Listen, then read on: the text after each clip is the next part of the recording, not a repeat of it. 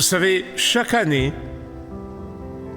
ces voyants, c'est comme ça que nous les appelons, ces prédicteurs de l'avenir, sortent de leur tanière chaque année.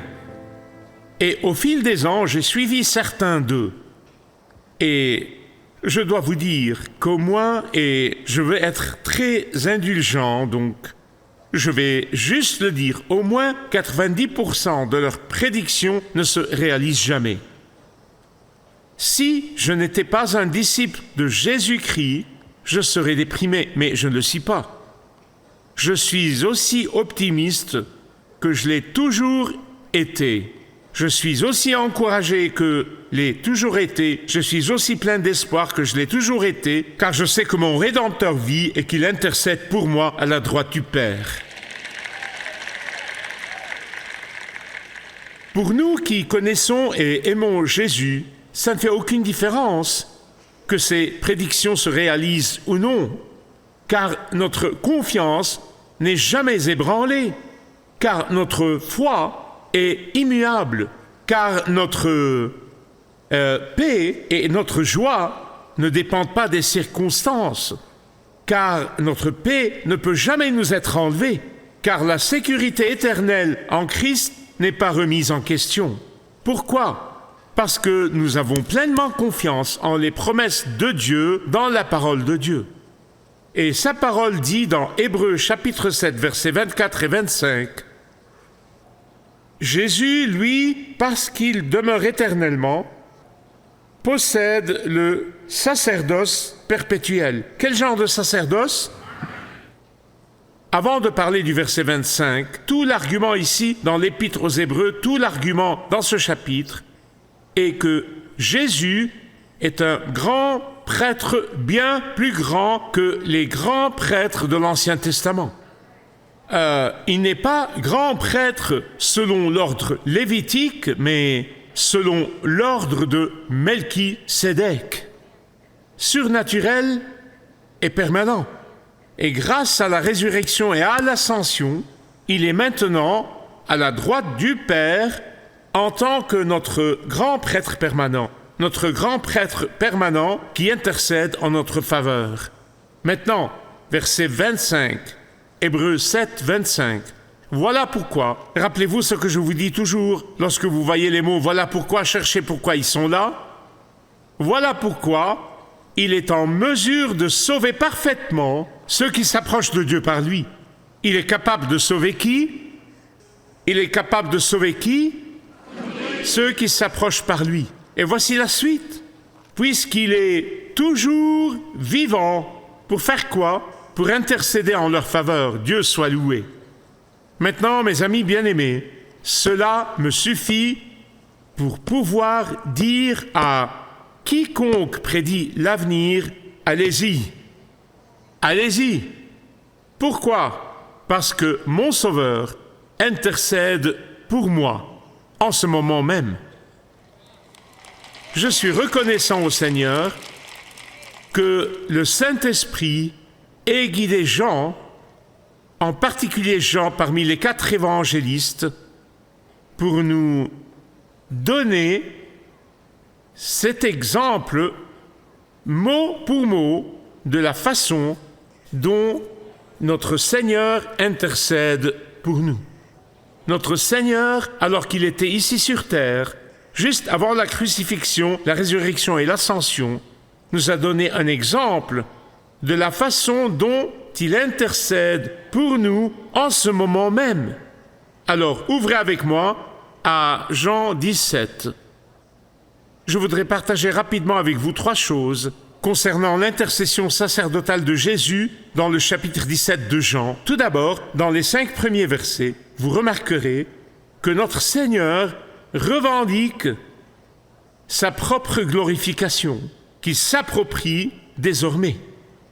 Mais avant la croix, le tombeau et la résurrection, il revendiquait cette glorification, sa propre glorification qui lui avait déjà été promise par le Père. Deuxièmement, dans les versets 6 à 19, la partie la plus longue, il est en train de prier pour notre sanctification. Et troisièmement, dans les versets 20 à 26, Jésus intercède pour notre unification. Sa glorification, notre sanctification et notre unification. Examinons cela très rapidement, je vais les disséquer rapidement. Tout d'abord, Jésus revendique la promesse du Père pour sa propre glorification. Maintenant, rappelez-vous que c'est avant la croix, d'accord? Donc, après avoir obéi parfaitement au Père, et cela pourrait être un jour avant la croix, avant la crucifixion, après avoir obéi parfaitement au Père, sa première intercession a été accomplie, et maintenant il s'approprie cette gloire avec le Père. Dans la mesure où notre Seigneur Jésus-Christ est maintenant glorifié dans les cieux, comprenez-moi bien, Jésus était tellement sûr de cette glorification à venir lorsqu'il a fait ses prières. Pourquoi? Rappelez-vous qu'avant de venir sur terre, sous la forme d'un embryon dans le ventre d'une vierge, Jésus vivait dans la gloire et la splendeur avec le Père céleste. Avant de descendre dans notre monde brisé et rempli de péchés, avant de venir sur terre pour nous délivrer du mal et du châtiment du mal, notre Seigneur Jésus-Christ vivait dans la puissance et la grande gloire du Père. Jésus lui-même a dit qu'il a volontairement, vous avez bien compris, il a volontairement obéi et quitté le Père et quitté les gloires du ciel pour venir dans notre monde brisé, afin que lui, le Fils de Dieu, sans péché et parfait, il permette aux pécheurs repentants qui viendront au Père par lui et par lui seul, d'être acceptés par Dieu le Père. Et vous êtes acceptés grâce à Jésus. Ainsi, lorsqu'il a prié pour sa propre glorification, il savait que cette glorification viendrait, mais seulement après la mort agonisante sur la croix. Seulement après avoir payé votre dette et ma dette sur cette croix. Sa glorification viendra, mais seulement après son obéissance parfaite au Père. Pourquoi était-il si confiant lorsqu'il a intercédé pour sa propre glorification? Parce qu'il savait que son Père, écoutez-moi bien, son Père garde toujours, combien de fois? Il garde toujours ses promesses. Il était tellement confiant que son Père garderait ses promesses. La question est donc la suivante. Que signifie être glorifié ou la gloire? Nous utilisons parfois ce mot, nous le chantons sans vraiment y réfléchir. La gloire est la révélation du caractère de Dieu. La gloire est le point culminant des attributs de Dieu. La gloire est le reflet éclatant de ce qu'est vraiment Dieu. Lorsque Jésus a été crucifié, les richesses cachées et la splendeur de Dieu, son amour, sa vérité, sa miséricorde ont été partiellement révélées. Et à cause du fait que Jésus, et seulement Jésus, est la pleine révélation de la gloire de Dieu, notre culture païenne bloque son nom. Elle cache son nom. Elle se moque de son nom. Elle maudit même son nom parce qu'elle a rejeté la gloire du Père qui a été révélée par Jésus. Oh, mais pour nous qui aimons Jésus, ceux d'entre nous qui aiment Jésus, ceux qui ont vécu pour Jésus, il est notre seule espérance. Il est notre seule force pour vivre. Il est notre seule force dans les moments difficiles. Il est notre seule autorité sur les démons et les mauvais esprits. Il est notre seule autorité sur la maladie, les troubles et les infirmités. Il est notre seule autorité sur le péché et la dépendance. Il est notre seule autorité sur l'amertume et la peur. Et tout cela parce que le nom de Jésus renferme l'éternité. Regardez le verset 3. Or, la vie éternelle consiste à te connaître, toi le Dieu unique et véritable et celui que tu as envoyé, ton Fils unique Jésus. Et ceux qui diront que Jésus n'est que le fondateur d'une autre religion, qu'ils lisent ce verset. Or, la vie éternelle consiste à te connaître, toi, le Dieu unique et véritable, et celui que tu as envoyé. Vous savez, beaucoup de gens pensent parfois à tort qu'ils connaîtront la vie éternelle après leur mort. Notre Seigneur, dans ce verset même, nous détrompe de cette idée. Comment? En nous disant que la vie éternelle commence dès l'instant où nous connaissons Dieu, le Père, le Fils et le Saint-Esprit. La vie éternelle commence en nous lorsque Jésus règne dans nos cœurs en tant que notre Sauveur et Seigneur. Et c'est pourquoi mourir pour les croyants, écoutez-moi bien, mourir pour les croyants n'est qu'un changement de vêtements. Ce n'est qu'un changement de résidence. C'est passer du sous-sol à l'étage. C'est passer d'une tente à un manoir. C'est passer d'un bidonville à un quartier chic. C'est passer du périssable à l'impérissable. C'est passer du limité à l'illimité. C'est passer de la faiblesse à la force. Louez Dieu. Louez-le.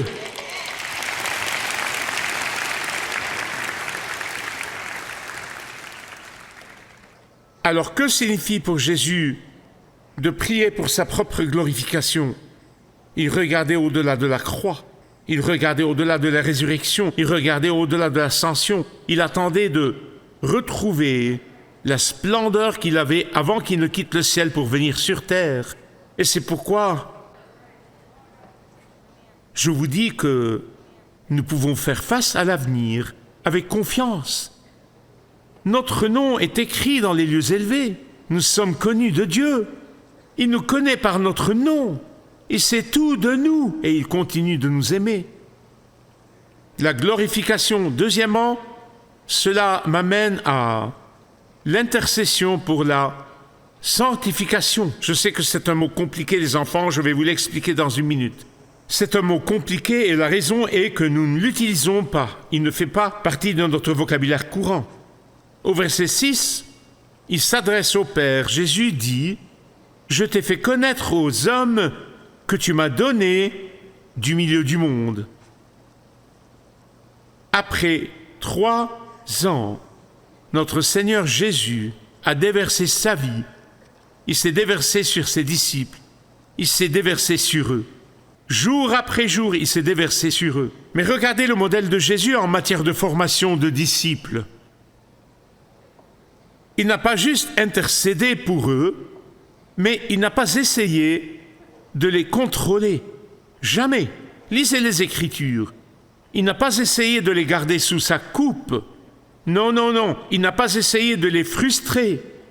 Certains d'entre eux faisaient preuve d'immaturité et d'ambition égoïste. Certains faisaient preuve de doute et d'incrédulité. Mais cela ne l'a jamais empêché de se déverser en eux. Bien-aimés, se déverser en autrui est le modèle de Jésus et nous devons le faire. Servir et guider d'autres est le modèle de Jésus. Surtout lorsque nous sommes confrontés à des jours sombres. Je crois de tout mon cœur qu'aucun, pas un seul membre de ce corps de croyants ne devrait marcher seul. Regardez le verset 11. Père Saint, garde-les dans la puissance de ton nom. Où se trouve cette puissance? Dans le nom. Le nom que tu m'as donné. Dieu le Père lui a donné ce nom. Verset 12. Lorsque j'étais avec eux, je les gardais en ton nom que tu m'as donné. À part le fils de perdition, en référence à Judas Iscariote qui prétendait être un croyant. Mon Dieu, il y a tellement de faux croyants. Ce sont ceux que j'appelle les boucs dans l'Église. En réalité, ils ne prétendent même plus être des brebis. Ma confiance ne repose pas sur le fait que je m'accroche à Dieu, comme certains le disent. Laissez-moi vous dire une chose, si c'était le cas, je serais perdu depuis longtemps.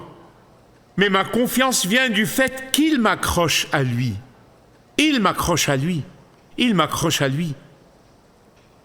Jésus intercède pour ses disciples en ce moment même, ce qui signifie que ceux qui sont sauvés pour l'éternité, ceux qui connaissent et aiment Jésus, personne ne peut leur voler leur salut. Personne ne peut les priver de leur communion avec lui. Jésus demande au Père que vous et moi soyons protégés des ruses de Satan, de ce qui nous attend au coin de la rue et que nous ne pouvons pas voir dans les endroits sombres. Verset 15. Je ne te demande pas de les retirer du monde, mais de les préserver du mal.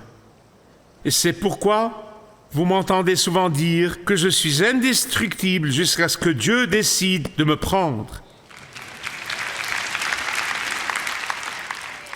Verset 17. Consacre-les par ta vérité. Consacre-les par ta parole est la vérité. Ta parole est quoi? La vérité. C'est la vérité. Et non ce que disent docteur tel ou le pasteur tel ou tel. La parole de Dieu est la vérité. La parole de Dieu est la vérité. N'oubliez jamais que rien ne vous protégera du monde, de la chair et du diable, comme la parole de Dieu. La parole de Dieu vous préservera du péché, sinon le péché vous éloignera de la parole de Dieu. Le mot « sanctifier » ici, comme je l'ai dit, peut être mal compris car il n'est pas utilisé couramment. C'est un mot important, mais certaines personnes peuvent ne pas savoir que signifie sanctifier.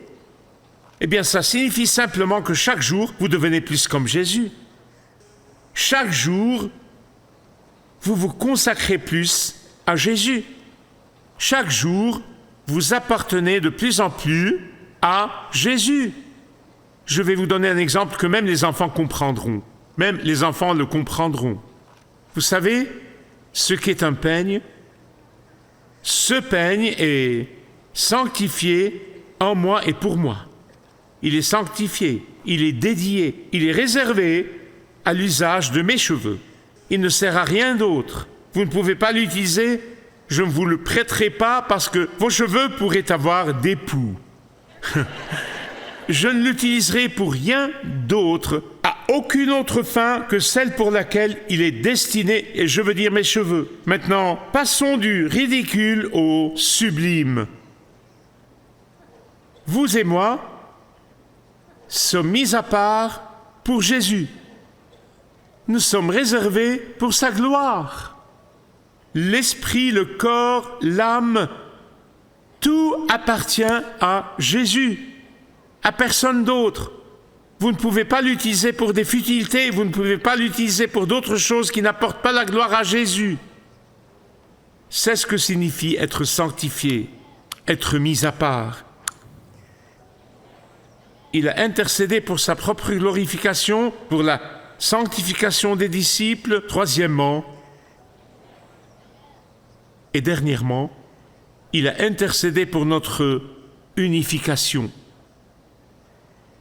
Personne ne connaît mieux que moi l'abus, oui, vous m'avez bien entendu, l'abus du mot unité, mieux que moi. Au cours de mes années de ministère dans l'Église apostate, une Église qui a tourné le dos à l'Évangile de Jésus-Christ, le mot « unité » était souvent utilisé pour faire taire les chrétiens croyant en la Bible dans de nombreuses confessions traditionnelles. Pourquoi? Afin de faire passer leur programme apostat. Leur devise était ceci: la doctrine divise, mais l'amour unit. Ce qui signifie que, comme ils ne croient pas en la divinité du Christ, mais moi je crois en la divinité du Christ, Cela crée une désunion. Je cause la désunion au sein du corps. La doctrine divise.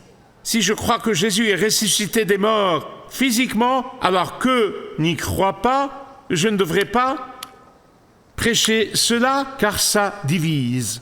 Mais l'amour unit. Mais l'amour dont il parle, c'est que vous apportiez toutes sortes d'abominations et que vous soyez acceptés dans l'Église. Ce n'est pas de l'amour. Ce n'est vraiment pas de l'amour.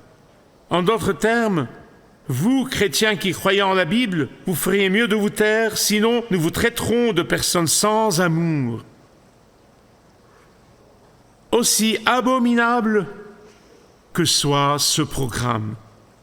Et écoutez, ce n'est pas l'unité pour laquelle Jésus prie ici dans l'évangile de Jean chapitre 17. L'unité pour laquelle Jésus prie n'est pas une unité organisationnelle, ce n'est pas une unité institutionnelle, ce n'est pas une unité confessionnelle, mais plutôt une unité sur le fond de la foi chrétienne. L'unité qui consiste à rechercher la gloire de Jésus par-dessus tout dans la vie. C'est l'unité de la centralité de l'Évangile et de la parole de Dieu.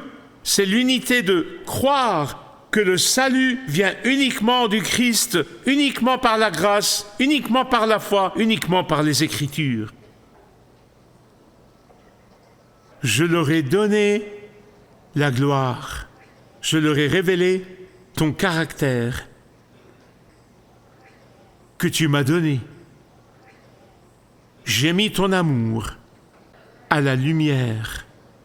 Ne tombez jamais dans le piège de ces faux enseignants qui vous disent que le Dieu de l'Ancien Testament n'est pas le Dieu du Nouveau Testament, que le Dieu de l'Ancien Testament est le Dieu de la colère, mais que le Dieu du Nouveau Testament est le Dieu de l'amour. Cela vient tout droit des profondeurs de l'enfer. C'est le Dieu de l'Ancien Testament qui a envoyé son Fils Jésus pour mourir sur la croix, pour nous racheter. Bien-aimés, lorsque nous nous aimons les uns les autres, unis dans l'Évangile, unis dans la parole de Dieu, unis dans la mort et la résurrection de Jésus comme seul chemin vers le ciel, nous révélons le caractère de Dieu en nous aimant les uns les autres.